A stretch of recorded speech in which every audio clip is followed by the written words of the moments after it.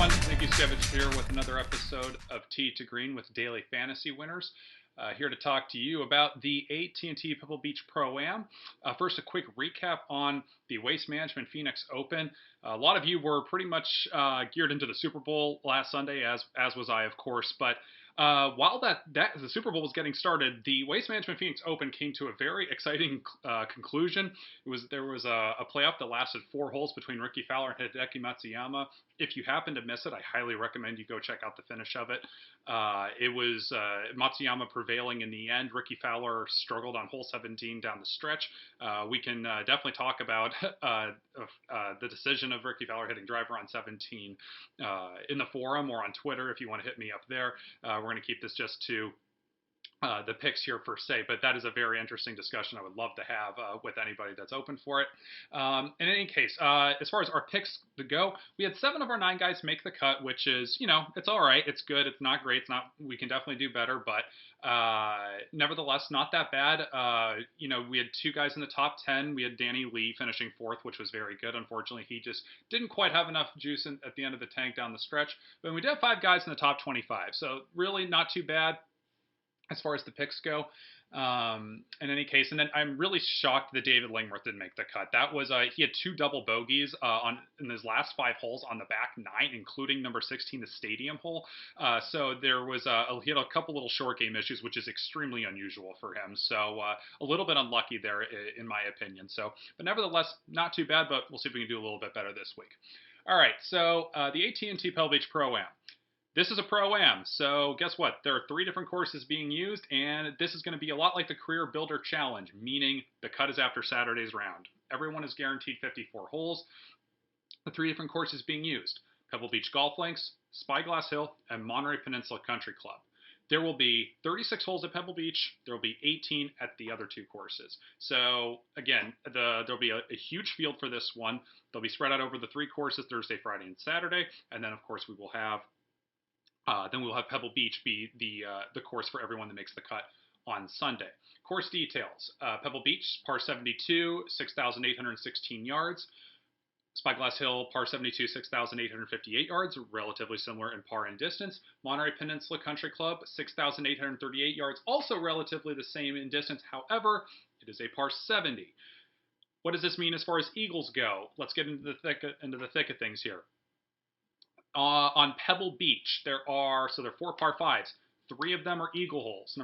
Holes 2, 6, and 18. Let's go into these really quickly. Unfortunately, this photo looks like it was taken from a BlackBerry 10 years ago. Don't know why PGAtour.com has this one, but they do.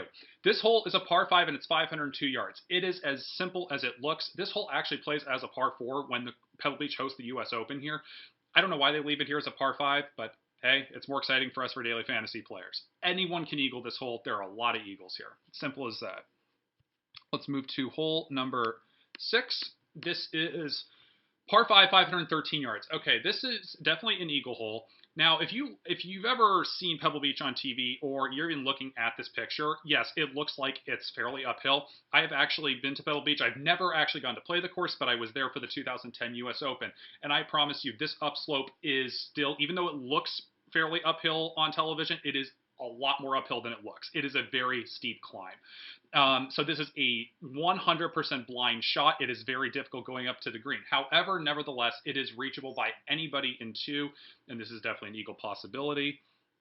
And then we go all the way to hole 18, which is 543 yards. This one's a little bit more geared toward the longer hitters and the more aggressive players. That second shot, which you will have to...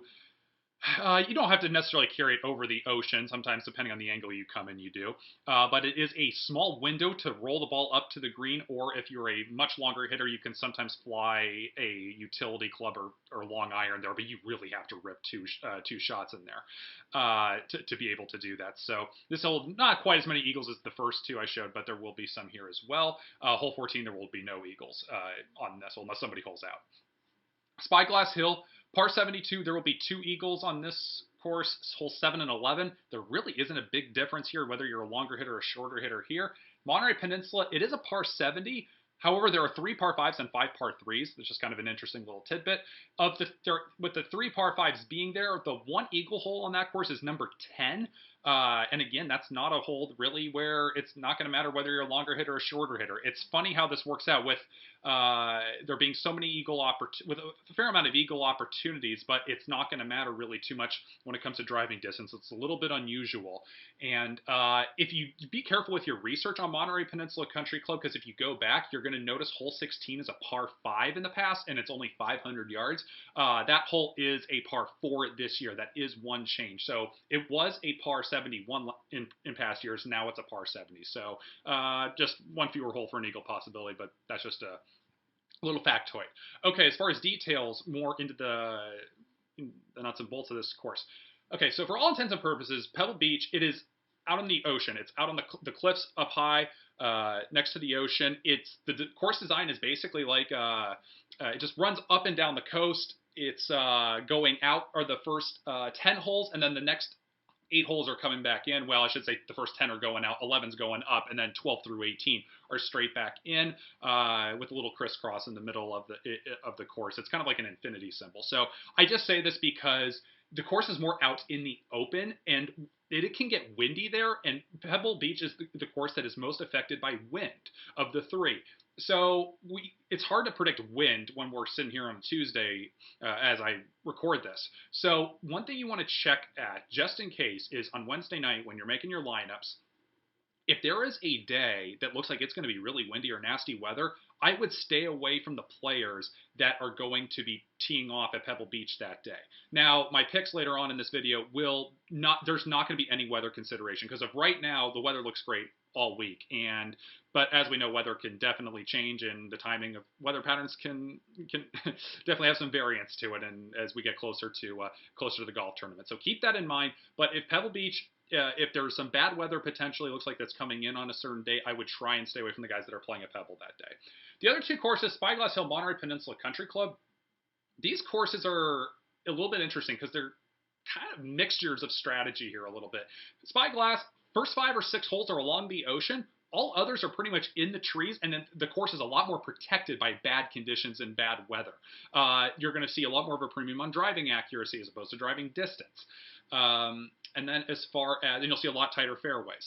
Monterey Peninsula, this is the short course, by the way. If you're looking to do more in-depth research on this, there are a couple different courses, and some people get confused by which course within Monterey Peninsula Country Club are they using. It is the short course. So there. The first 4 or 5 holes are protected. The next 9 holes or so are more out into along the ocean and not protected, and then the last 4 or 5 holes are again are more tight and protected by trees. So you get an interesting variety of golf holes here. So what does all this mean? There are not many golf tournaments like this, because the only other tournament that has 54 holes and then a cut is the Career Builder Challenge. But the Career Builder Challenge golf courses are really nothing like the courses here in Monterey. So course history here, in particular to this event, is important, I think, because it is a Pro-Am. You're playing with a celebrity, not just, a day or 2 before the tournament. You're playing with a celebrity or, somebody of note, or just, it's a little bit more different because you're playing with guys that can be, a 20 handicap Thursday, Friday, Saturday, and Sunday, if you make the cut. So it's different. It changes up the pace of play. You have to be more patient. You have to have experience maybe on all these different golf courses. And because there's variety, it's just different, and it's hard to angle or gear toward one thing. So I know this goes a little bit against what I said in my course history video that I recently made last week, as far as you can a lot of times find golf tournaments or golf courses that are a little bit similar in terms of correlation to past leaderboards of what statistics play out.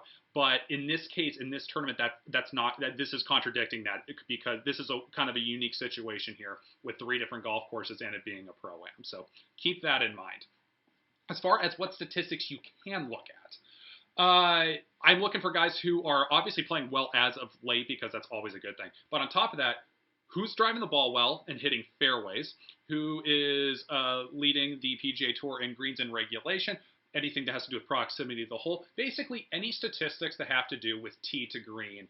are very good here. Now, the greens are all very different from course to course, and that's where I say the course knowledge more comes into play from the putting, and the putting, again, has the most variance, and so I'm looking for players that really are hitting the ball well as of late and have good course history here. It pretty much is that simple. And then, of course, when you are finding players that are that have these good statistics, from tee to green, verify this also what tournaments they've played in so far. It's always good to know which golf courses they've played in the past, and again, this is more something, the more you play Daily Fantasy PGA, you're going to know more golf courses, more tournaments, and what's stronger and what's considered weaker. But so if you do have some good Daily Fantasy golf knowledge in general, and just some good PGA Tour knowledge in general, go back and verify these statistics, of course, of how they're playing this year against, what specific tournament they played in. That's always a good thing to do. Okay, to the picks. This is the best field of 2016 so far, and we've got guys like Jordan Spieth, Jason Day, Dustin Johnson, Brandt Snedeker. These are Phil Mickelson. All these guys are playing in it. So you're going to see players are a little bit cheaper this week, generally speaking, and that's just simply to do with the strength of the field. So that's why that's the case. Let's see. So we're going to list. Actually, one last thing before I get into the picks. I'm going to list a few more expensive players than normal this week. And the reason why is because we're guaranteed 54 holes. We can be a little bit more aggressive. We don't want to go crazy and be listing the three most expensive players and the three cheapest players. Not that would even, I don't think, be possible. But you can be a little bit more aggressive with your picks because you're guaranteed 54 holes. Okay. Lots of picks to get to. The four most expensive guys here: Jordan Spieth, Jason Day, Dustin Johnson, Brandt Snedeker. I think they're all good plays. I really do. This is a little bit unusual for me because I like to key in on one or two of the most expensive guys. This is a week where I'm looking at all four of these guys and I'm nitpicking to the point where it's just downright stupid the way I'm doing it. Jordan Spieth at 12,300. Look, I don't think his ownership is going to actually be as high as you might think, even though, and this is insane coming from me because I have not been promoting Jordan Spieth that much for daily fantasy purposes because his ownership is often through the roof. And at the end of last year, it was just absurd. We're at the point, though, now where he trailed off on his little international tour when he did the Singapore Open, and then he played at Abu Dhabi. And international events are weird in the sense that you're on a completely different body clock on a week-to-week basis. And yeah, you can put up with it if it's like a 3-hour football game or a 2-hour basketball game when you have to travel overseas and play one game. When you're dealing with 72 holes and warm-up time and the 4 to 5, like the 5 to 6 hours per round and dealing with that over a long weekend, that catches up with you. It is really hard to be in one time zone and then go to the next. So now that Jordan is back into the States, and he's had a week to adjust as far as the body clock goes. I am expecting, and some people, I don't want to say they forgot about Jordan. I mean, no one can forget about Jordan Spieth, but the strength of the field is much better, and Jordan is not the hot button right now, other than the fact that they're giving away Jordan Spieth bobbleheads at this tournament. So will he be a fan favorite? Yes. Will he have decent ownership? Yes, but it will not be nearly as high as we've seen in some tournaments past. So I think Spieth is very good. And then on top of that, he has 3 appearances here: 7th, 4th, and 22nd. It's not the best thing in the world when you think it's Jordan Spieth, but remember, his hot streak really only started within the last, the last 365 days. So in any case, I think Jordan is a very good play. Jason Day, he's not sick anymore. That's a good thing. 6 appearances. He's made the cut in all of them. He's finished 4th, 6th, 6th, and 14th in 4 of those appearances. I think he's very good. Dustin Johnson is my top pick of the 4 guys. In his 8 appearances, he has a 1st, a 2nd, a 4th, a 5th, and a 7th. That's really, really, really, really good consistency. And again, like I said, the strength of the field here is good. His ownership probably won't be crazy good. It's going to be up there, but like all expensive players are. But I think Dustin will be my favorite pick of the 4. And again, Brandt Snedeker at 11,000. 8 appearances. It's funny. Snedeker's like the San Francisco Giants, in baseball when it comes to winning the pennant. So check this out. In 2015, 2013, he had a win and a win. And in 2014, 2012, he had missed cuts. And then you could throw in a 21st finish in 2011 and miscut in 2010. So you know how the San Francisco Giants work with the even numbers. Well, it's kind of the opposite with Snedeker and the odd numbered years. I know there's some funny little variance in that, obviously, no kidding. But at the same time, Snedeker has played very well here, and the reason why I think Snedeker's had a couple missed cuts here really has more to do with the rib injuries that he's suffered, and just a little bit of the variance of not playing well. So it happens. So those are my four top guys. I can use them all in cash formats and GPPs. Dustin, I'll say, is my top guy, but again, I'm really, by the slimmest of margins, I'm comparing these four. Okay, so the next tier of guys, there are three players. Kevin Na at 9,200, Danny Lee at 8,400, David Lingworth at 8,300. Kevin Na, 9 appearances. 2012 through 2014, he finished 5th, 22nd, and 4th. He's playing extremely well right now as of late. Really like that about him. Driving accuracy is really one more a better part of Kevin Na's game. Usually he's hitting the ball really well. Danny Lee, 8,400. Only 3 appearances and has 2 missed cuts here, but really Danny Lee didn't emerge onto the scene until the summer of last year. And quite frankly, since then, Danny Lee has been playing like a top 10, top 15 player on the PGA Tour, and I really don't think that's overstating it, in my personal opinion. So I'm riding the hot streak of him. He finished 4th last week, and I just simply think he's underpriced.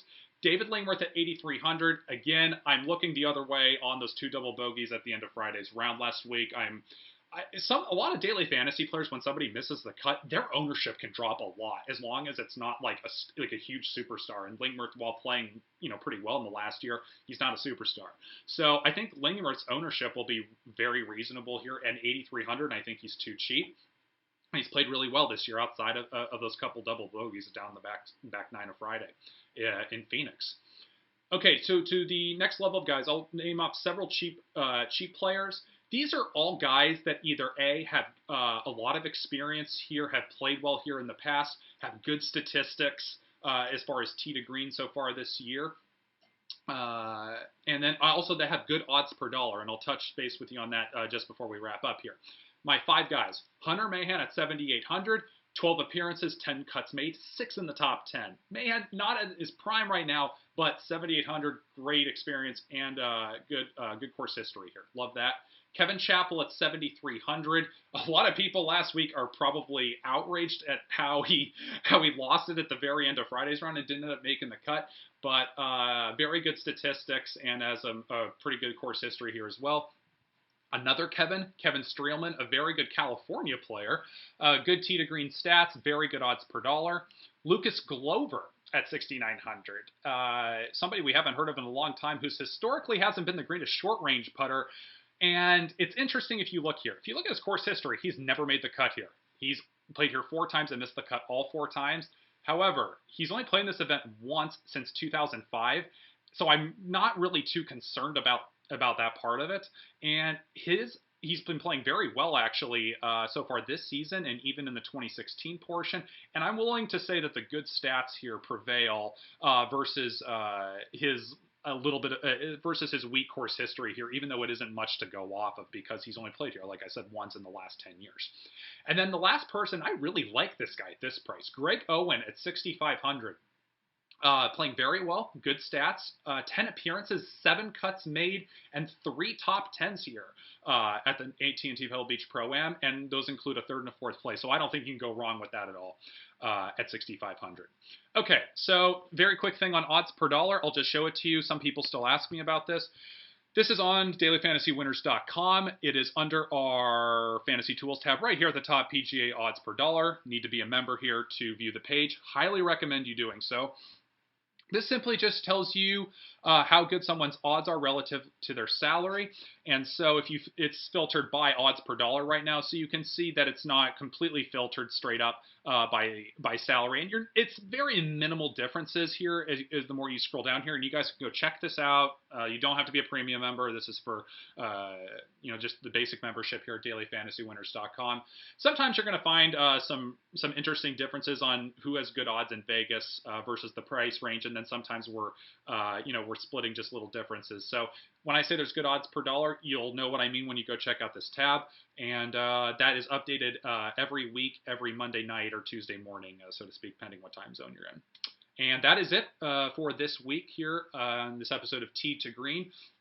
As always, please remember to like and subscribe our Twitch and YouTube pages. And then you can follow me at Nick Juskewycz. And of course, follow Daily Fantasy Winners at dfantasywinners.com. All right, good luck, everyone. Thanks.